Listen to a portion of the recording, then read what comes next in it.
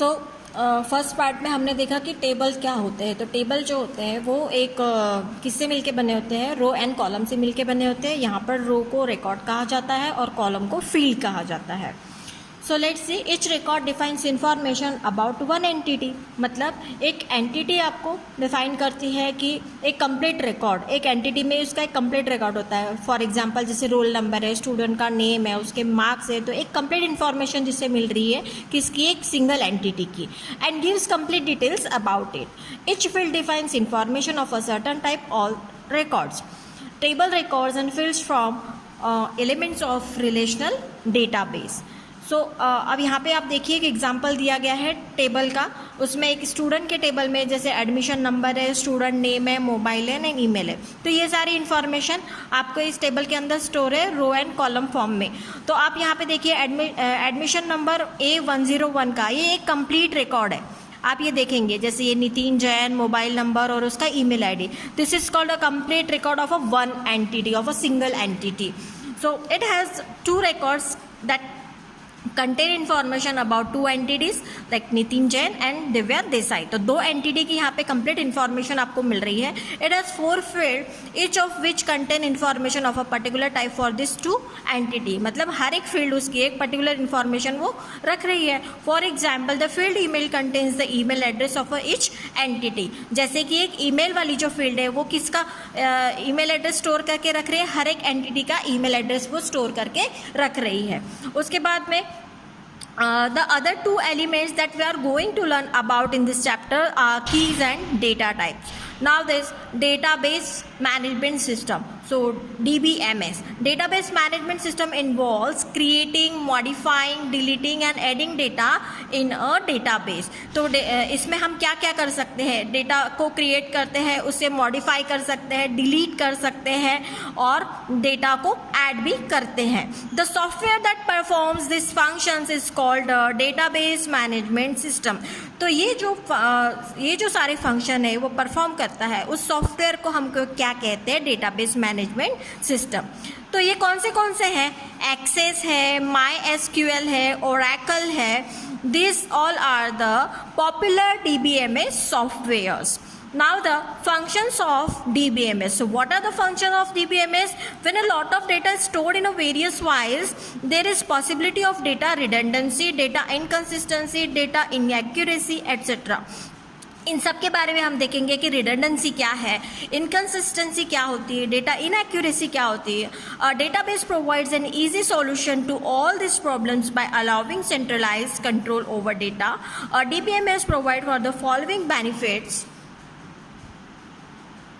So the first function is reduction और elimination of data redundancy. Redundancy का मतलब है डुप्लीकेशन ऑफ डेटा, मतलब आपके डेटाबेस में डेटा कभी भी डुप्लीकेट वो स्टोर करके नहीं रखता। फॉर एग्जाम्पल स्कूल में have 2 separate files to maintain student records. अब 2 अलग अलग फाइल में है जिसमें एक स्टूडेंट का रिकॉर्ड अलग अलग मेंटेन किया जा रहा है, one with students address and another with their phone numbers.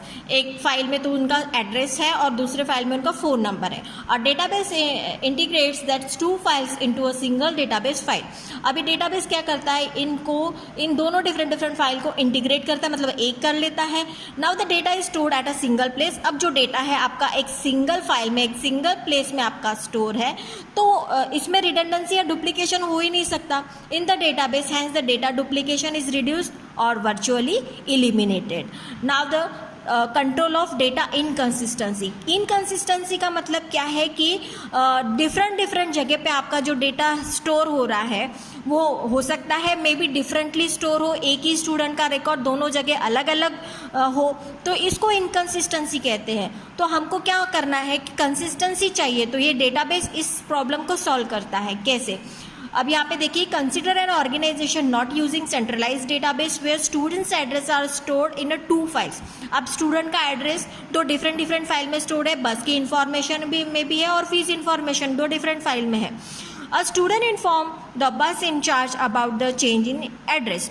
अब क्या होता है, अगर किसी स्टूडेंट का एड्रेस चेंज हो जाता है तो वो बस इंचार्ज बस इन्फॉर्मेशन वाली फाइल में तो वो चेंज कर देगा, लेकिन फीस इन्फॉर्मेशन में उसने चेंज नहीं किया है, तो हो गई यहाँ इनकन्सिस्टेंसी, क्योंकि बस इन्फॉर्मेशन फाइल में उसका एड्रेस कुछ और है और फीस इन्फॉर्मेशन वाली फाइल में उसका एड्रेस कुछ और है. So the new address will be reflected in the bus information file, but the same change may not be made in the fees information. वही चीज़ जो मैंने अभी आपको बताई. Hence the two files would have two different addresses for the same student. That will not happen in properly maintained database. तो ये properly maintained database नहीं कहलाएगा. Ideally there will be no redundancy and no change in one file will be automatically updated everywhere else. तो database क्या करता है, ये जो इस तरीके की प्रॉब्लम है इन सबको दूर करता है. Now the next is facilitation of data sharing. अब यहाँ पे फैसिलिटी होती है कि आप डेटा को एक दूसरे के साथ में शेयर कर सकते हैं.